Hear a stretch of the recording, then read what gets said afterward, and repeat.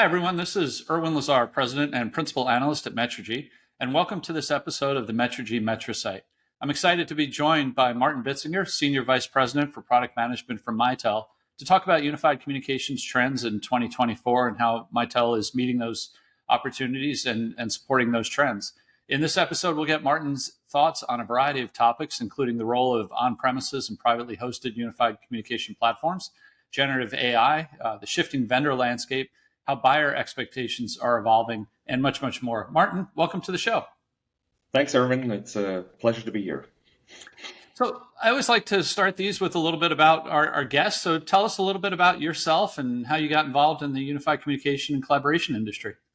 Yeah, sure. It's been a while now. Been in the industry for more than 15 years. Started out doing some consulting work early in my career. Then I actually had a startup that we were initially focused on actually mobile apps development, really, and then kind of got into the development of voice over IP clients, and you can see the trending, and it was a slope towards unified communication ever since. So my startup got acquired by Astra in 2012. Then stayed with Astra a year later. We acquired Mitel, and now we acquired Unify, and here we are, a combined company, really centered around the UC space. Awesome. So let's go ahead and start with a trend around platform location, I guess is the best way to describe it. So we've certainly heard a lot about migration to cloud, and cloud seems to get a lot of the attention in the media these days. But yet our research shows about 1/3 of companies are continuing to operate on-premises platforms or private hosted platforms. And most of those are planning to continue to do so for the foreseeable future. What are you seeing from your customers in terms of where they want their platform and what they want from the ability to control it? Yeah, it's been interesting over the past few years. A lot of changes, of course, with COVID. Also, lots of changes in how people work. We tend to look at cloud from two different angles. There is a commercial angle or services angle, if you so want, in terms of how do people want to consume a communication. Do they want a product and then have a bunch of other people around servicing those products and operating them, or do they just want to buy a complete service from somebody? And with cloud, it's basically that's why it's called UCaaS as a service. That's one of the angles, and one of the major things is just the way people want to consume those types of features has changed. But that's not necessarily a technology play. That's a broader change in the market. And then there is, of course, the technology angle where people have gone from hosting something themselves or on their premises towards hosting the technology in either private data centers or then public data centers, and in the UCaaS space hosted by those providers. And what we've seen is technology is evolving, customer preferences are evolving. And the reason why we see some of the changes or some of the complexities is especially when you get into larger, more complex customers. Their requirements are just fundamentally different, and some of the economic decisions and drivers are just fundamentally different, because if you're the size of a company that is going to operate their own data center regardless, the whole outsourcing versus running it yourself doesn't really matter. And in that space, it's kind of neutral from that perspective. So this is really there's lots of angles that are driving people in a certain direction, and I think one of the key things we're trying to do as a vendor is also educate people around. It's not the term cloud is way too broad, and it's too broad brush. Basically summarizing a lot of these underlying shifts in the market and trying to summarize that under one term, and it's just not that simple. And as you go down into the individual requirements, including data sovereignty, security, etc., that's where some of those discussions surfaced now because a few years ago it was very indiscriminate, and now people are asking those tougher questions. And then you actually tend to get into some of these more detailed discussions on, what you really want. Yeah, it makes sense. I mean, in our research, we've seen that some of the factors that you just mentioned, things like cost, data retention, data security, certainly customization, and that ability to leverage a communication platform as part of a digital strategy versus just thinking about it more as a commodity, certainly drive people to a solution like yours. Are there other factors that you've seen when you're discussing that UCaaS alternative to the broader, more complete solution that Mitel offers that tend to get customers to choose your solution? Yeah, there's definitely the product angle, the feature capability level. As with all the longstanding providers in the market, there is definitely a different level of feature compared to just commodity type features that you can get from most. And you also mentioned the integration aspect where, there's on the product front, there's very specific capabilities. That's one angle. Then there is very specific needs in terms of how they want these features to integrate into their respective business processes or application backend. And it's very custom. It's customer by customer sometimes. And that is something that is hard to do if you have a broad brush commodity type platform because it's tough to customize. So there's this product angle, but the third leg on the stool is really who's going to do that integration. And that's where our partner network comes in, the people that understand the customer, that have the services people, that have the engineering skills to do that, or our own professional services department that then leverage the flexibility and integration capabilities of our product to do precisely those integrations that customers are asking for. Excellent. And so one of the things I found to be unique about Mitel is the focus on lifecycle management. That kind of ties into what you just mentioned in terms of professional services and helping guide customers on their journey. So how do you view, or how does Mitel view lifecycle management in terms of helping customers support long-term strategy?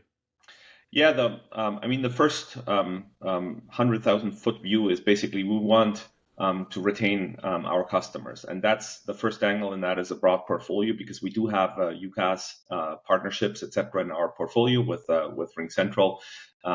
We now, as a combined company, we have CCaaS partnerships in our portfolio. So we do offer those types of options if that's where customers want to go. As part of our broader portfolio. But of course, we have our own solutions in the mix as well. And what we find is if you really come to the table with a portfolio of options and then sit down with a customer in a life cycle discussion, have the discussion with them, where do you see yourself in the next 5 years? What do you need, etc. You get to the right outcome for the customer, and that's what ultimately counts. And if that means is parts of their estate have to go to a different solution, ideally a solution of one of our partnerships. But even if that's not the case, I mean, we've got lots of customers that have Microsoft Teams or other solutions in the portfolio, and we can integrate that as well as part of the broader communication landscape and accommodate it and find the right outcome for the customer. And that's the real differentiator, where we say we have an end-to-end holistic portfolio on our own products, but also third-party products. We got the services capabilities. We got the partner landscape that is capable and skilled to do those types of integrations. Let's sit down and find the right solution for the individual account. And that is a very different approach compared to many of the other vendors out there that basically have one product. And, it's already clear once they enter the door what their conclusion is going to be on what the customer is going to need.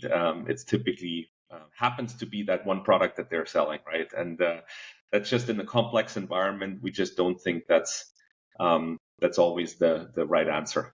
Yeah, it makes sense. I think what's the old adage? The world looks like a nail if all you have is a hammer. Yeah. So and it's probably also important to note that lifecycle management isn't a one-time thing. It's you're constantly staying engaged with customers to help reevaluate over time as conditions change, as opportunities, business direction changes, right? Yeah, and we've seen a lot of that over the past a couple of years. I mean, with COVID, et cetera, there have been customers that 2 years ago, 3 years ago, they very clearly told us, you know what, in 2 years we're all going to be there, and that's going to be it, and that's all we're going to do. And now you talk to some of the same customers a couple of years down the road and says, well, things have changed. Work balance has changed. Some of the requirements in our verticals have changed. We have all this, additional regulation. We need to do this. We need to do that. So you know what? While it may have seemed simple at a time, especially in a time of crisis where you're only trying to do one thing and maybe only think about business continuity, once things calm down and you got a plan, not just for how do I survive next month, but what am I going to do for the next 5 years? Then a much more holistic discussion tends to happen, and then we typically, our products are still in high demand, and it's a much more balanced discussion than with a lot of those customers. Even though some of those big picture UCaaS multi-tenanted platforms, of course, have changed the industry to a significant extent, but not everywhere, and especially not with some of our core customers that are more weighted towards frontline workers and maybe less weighted towards just back office type people, because historically that's just not the types of customers Mitel or recently acquired Unify tended to have. It was more a mixed environment, much more than a pure knowledge worker environment. Yeah, definitely. So you mentioned Microsoft Teams integration. I wanted to drill down a little bit into that. How are you integrating into customers who may have a Microsoft Teams messaging, maybe even meeting environment today, and are looking to bring the Mitel UC portfolio into that? Yeah, so we offer all the types of integrations that you can think of, and especially with our newly acquired Unify portfolio in the mix and services capability in the mix. We can basically provide services for mixed estates. We can do the typical types of integrations with direct routing, etc. We got our own certified session border controller for doing that.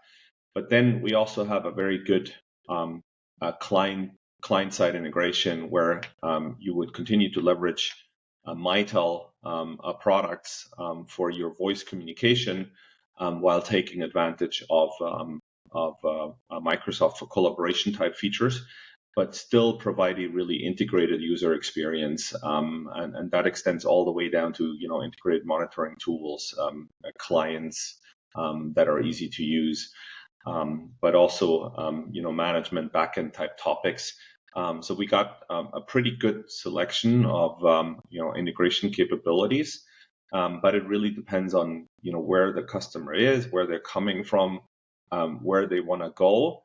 But for most types of customers, we found that one of the types of integrations, and in some cases even a mix, depending maybe on site, country, regional cluster, or whichever way they're organized, or division, can be the right thing to do for the customer. One thing that's always key in some of those discussions is also the contact center, especially when it comes to larger customers. And there we have some very, very unique ways of how we can preserve a lot of the capabilities by retaining some of the voice functionality within the UC landscape. We can preserve the integration with the contact center environment while still providing a front-end integration for those customers that have chosen to go with Microsoft Teams, at least for their knowledge workers and typically PC-bound workers.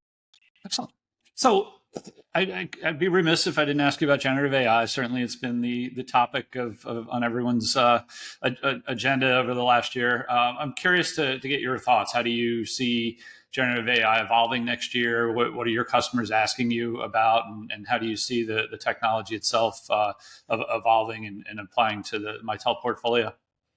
Yeah, really exciting, exciting new tech, right? I mean, I think everybody was astounded when they first used, ChatGPT or other services, and when you got first in touch with them, everybody thought, "Wow, that's quite impressive."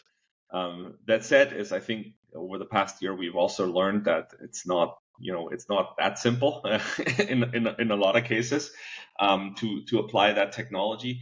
And that's where I think there is tremendous opportunity both for Mitel, a lot of other companies that are in a similar position as us, and also for a broader system integrator reseller landscape. Because I think the true power of AI comes from applying that technology. There is a lot of technology out there, and we see the race, all the big parties introducing their own Gen AI models. So there will be a bunch of technology out there, and I think at a certain point that technology itself will probably commoditize, and the winners are going to be the ones that apply that new technology in the best possible way. We see a number of ways of applying generative AI. The most obvious one is, of course, some of the contact center front end type integrations that are always, first in mind. Gen AI bots, support desks, etc. I think there is a lot of work already done in this space, and it's fairly simple to integrate, and it's every company can done that. That's a technology that's there. All of our products feature that level of integration so that you can integrate those types of bots. I think where we got some ways to go is really packaging it up and making it accessible for mid-market companies, not only the Fortune 500 companies that have the deep pockets to pay for all the professional services to do that. So that's going to be the step. But we believe from a deeper product integration, we see significant opportunities in agent assist or employee assist type capabilities, where based on a chat flow, whether that's in a contact center or a phone call, where you basically help guide some of the people to make the right decisions, to give the right answers, based on basically listening in or looking at the chat if it's a chat interaction, and those we call it agent assist in the contact center. It could be user assist in a more generic world. We see significant upside in that, especially in a world where it's harder and harder to find skilled people for some of the jobs. So tremendous opportunity there.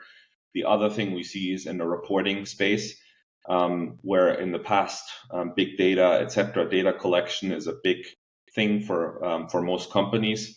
The other problem is it's complex. So you need to know what to look for. You need to collect the right data. And I think with some of those AI technology, by simply collecting the maximum amount of data you can, recording all the interactions, recording all the chats, and data privacy aside for now, but just what's the art of the possible, to then have AI technology to mine that data and basically draw their own conclusions out of it without any first human interaction.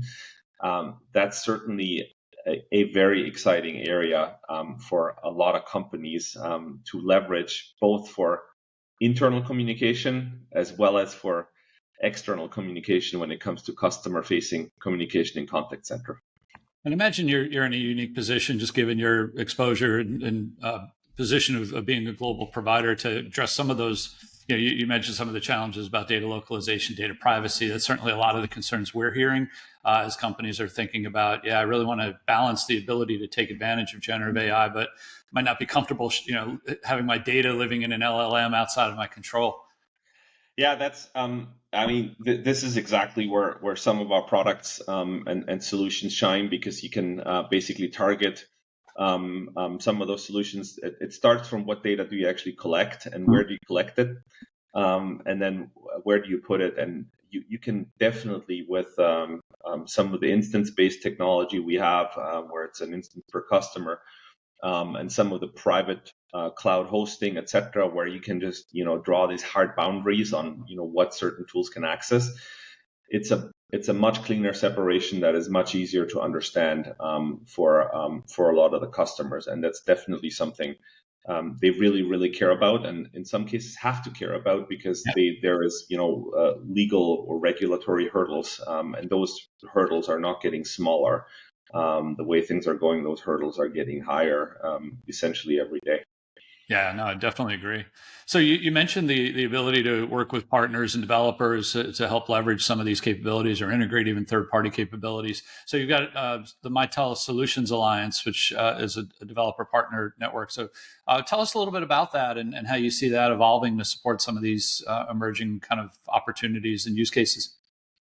Yeah, over the past year, we've actually taken a big focus, or we've focused a lot on our Mitel Solutions Alliance, refreshing that, getting with some forward-thinking developers, and we're doubling down on that with the recent Unify acquisition. They also had a technical partner program that brings in a few hundred more technical partners. So we have a really good footprint of technical partners, and this is where a lot of them are actually, since we just touched on the AI discussion, a lot of them are actually, or some of them are in the AI space already. And the unique thing there is what we find is some very vertically focused AI solutions that are focused on, financial industry specifically, hospitality specifically. And this is the first step also from a technical perspective of simplifying the AI story by having basically a provider that takes the first step in taking this huge general model, simplifying it down, pre-training it for a certain use case in a certain vertical, and then making it consumable for an average, value-added resell partner to then do the remaining integration. So this is a big focus for us as technology matures and broadens out in the UC space. The MSA is exactly the vehicle we want to use for bringing those parties together to really add value when they sell these complete solutions to our customers. Very cool. So, putting your kind of thing, looking at, I guess, into your crystal ball, what do you see as focus areas or emerging trends that you're keeping an eye on going into 2024 that that may either offer new opportunities to Mitel or reshape the business direction that you have today? So, couple trends maybe that we're seeing. So number one is with the whole economic environment, there is a continuous focus on efficiency and how can you do things more efficiently from a management perspective, from a hosting perspective, from an integration perspective. And that's a heavy focus for us. How do we improve our products? We've done a cloud administration portal that enables a much better story for self-service. We're extending that to the contact center, etc. So there's a lot of focus in that area, certainly for us as a vendor and by our customers. The second thing I think we already touched on is some of these innovative technologies, like how is AI going to reshape things? How are some of the applications going to change and evolve? What do we need to do with them? The third one I would say is verticals that we put a very heavy focus on. As UC solutions have very much, or the features at least, have very much commoditized.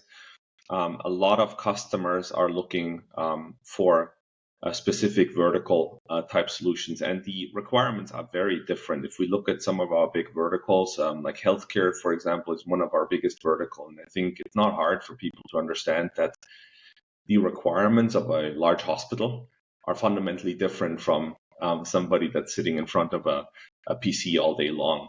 Right. And when they talk about communication, the most used thing for the nurse and the doctor is their alarming system, their potentially paging system, their cordless voice phone, whichever type they use, whether it's Wi-Fi, DECT, smartphones. There's all types of technologies. But that's what they think about communication. They certainly don't first think about video conferencing, as us, when we sit in front of the desk for most of the day.